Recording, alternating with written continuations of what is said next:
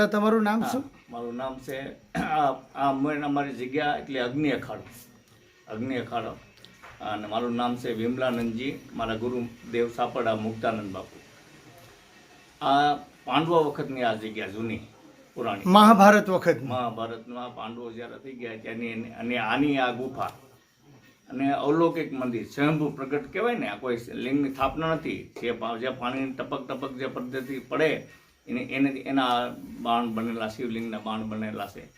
તો એ બાણમાં કુદરતી જ્યાં 12 માસ વરસાદ હોય કે ન હોય એ તપકેશ્વર મહાદેવ આનું નામ આપવામાં આવ્યું છે.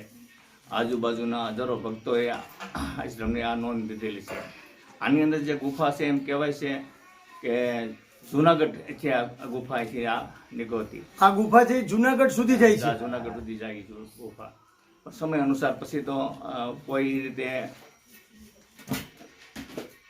આ બધા રોડ ને વાહનો બધા થઈ ગયા એટલે એ પ્રમાણે અજ્ઞાતવાસમાં જ્યારે પાંડવો હતા ત્યારે આ બધા ગુફા દ્વારા બધે ભ્રમણ કરતા. એટલે આ અગ્નિ અખાડાની જે જગ્યા અને અમારા ગુરુદેવ સાપડા મુક્તાનંદ બાપુ, અંધશાળા, વૃદ્ધાશ્રમ, પક્ષીઓ માટે મેંદડા 800 વીઘામાં પક્ષી માટે ઝાડવા વાવેલા છે.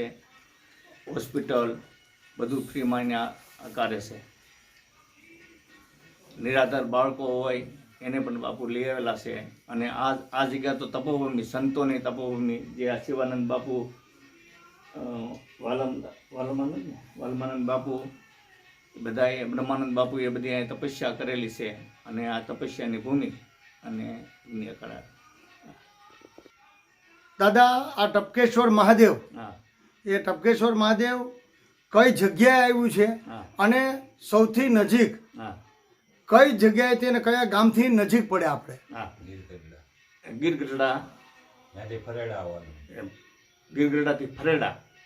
ગીરગઢડાથી 5 કિલોમીટર થાય અને ફરેડાથી આ 2 કિલોમીટર થાય. એમાં 1 કિલોમીટર સુધી ચાલવું પડે. 1 કિલોમીટર સુધી વાહન આવે. મોટરસાઇકલ તો અહીંયા ઠેઠ સુધી આવી જાય છે, પણ 4 વ્હીલ વાહન હોય 1 કિલોમીટર દૂર રાખવા પડે. પછી આમથી આવતા હોય તો તાલાળાથી, આકોલવાડીથી એ બાજુથી પણ નજીક પડે. અને મૂળ વધારે ગીરગઢડાથી, ઉનાથી, ગીરગઢડાથી મેન રસ્તામાં. લક્ષ્મણાનંદ બાપુને તબિયતના અનુકૂળ હિસાબે શ્રાવણ મહિનામાં અહીંયા રહ્યા છે અને તપોભૂમિ છે. અને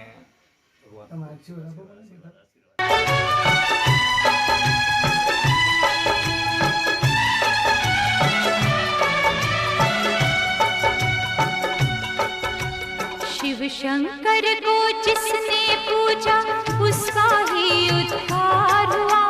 शिव शंकर को जिसने पूजा उसका ही उद्धार हुआ. अंत काल को भव सागर में उसका बेड़ा पार हुआ. भोले शंकर की पूजा करो, ध्यान चरणों में इसके धरो. शिव शंकर को जिसने पूजा उसका ही उद्धार हुआ. शिव शंकर को जिसने पूजा उसका ही उद्धार हुआ. अंत काल को भव सागर में उसका बेड़ा पार हुआ. भोले शंकर की पूजा करो,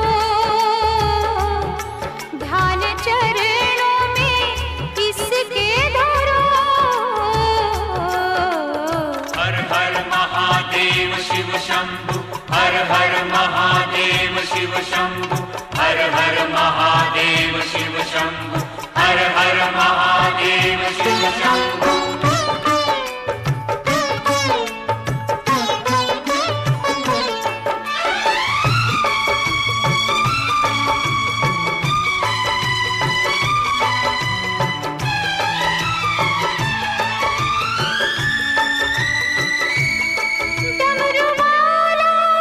जग में दयालु बड़ा, दीन दुखियों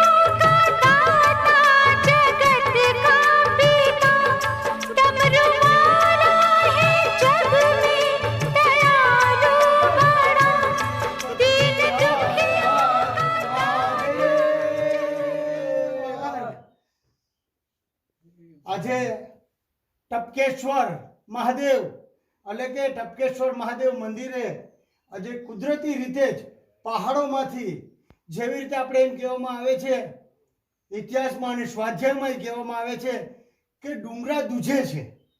ડુંગરા દૂજે છે એટલે કે ડુંગરાનું ધાવણ એ ધરતીમાંના જે ડુંગર છે પહાડો છે એ ધરતીમાંના આંચળ કહેવામાં આવે છે. એટલે આપણે એને એમ કહીએ કે ડુંગરા પહાડો દૂજે છે. દૂજે છે એટલે કે એનું દૂધ છે એ જે માનું દૂધ એ જ ધરતીમાંનું દૂધ એ જે પાણી છે આપણે બધા પીએ છીએ ને જીવીએ છીએ. બોલો શંકર પાર્વતી મહાદેવ હર હર મહાદેવ. हर हर महादेव शिव शंभु हर हर महादेव शिव शंभु